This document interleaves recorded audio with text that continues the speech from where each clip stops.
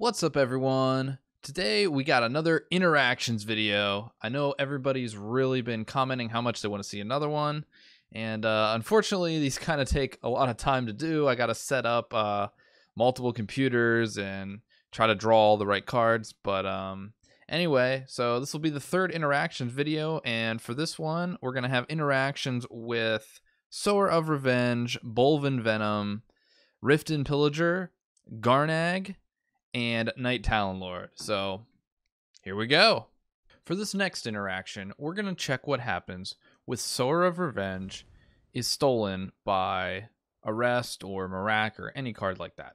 So Sower of Revenge has a last cast that says deal 5 damage to your opponent. Now the question is, when it goes over to my opponent, does it change? Does it realize that now I am the new opponent? So when I kill it, will it either deal 5 to me or deal 5 to my opponent? So let's find out.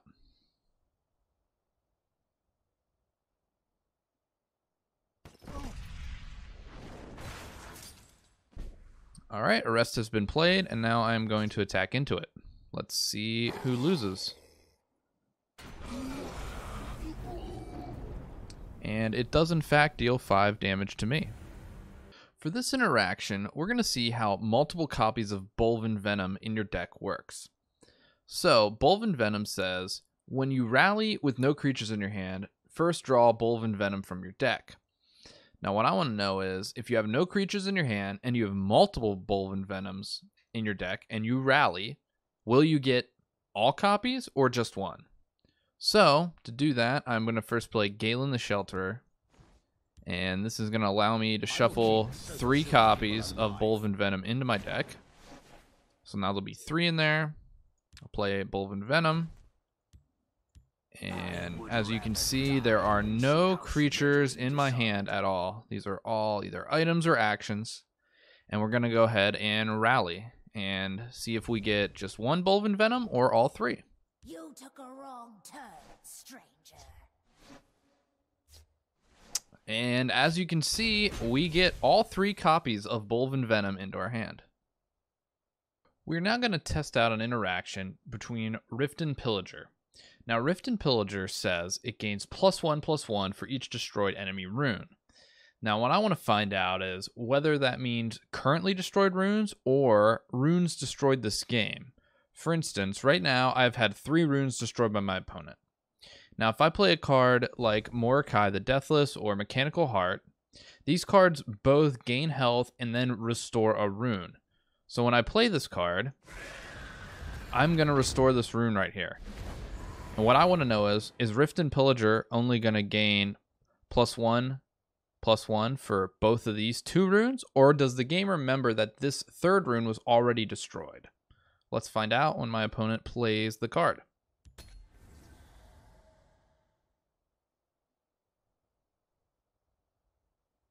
Day will be ours. And as you can see here, it only gains +2/+2, meaning that it only knows the currently destroyed runes, not the runes destroyed the game period. For this interaction, we're going to test a scenario with Garnag the Dark Adherent. Now, Garnag says players can't have more than 7 Magicka. And as you can see down here, I have 12 max Magicka, but it sets it to 7. Now, what we want to find out is this effect that happens just at the beginning of the turn, knocks your mana down to 7? And if I use an effect that would give me above that 7 Magicka, will I be able to go above 7? Or is Garnag still going to be working as a passive effect and stop it? So, I currently have a Nixox on the board that was played last turn.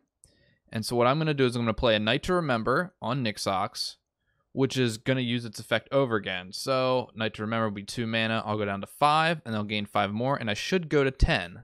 Or will Garnag stop it? Let's find out.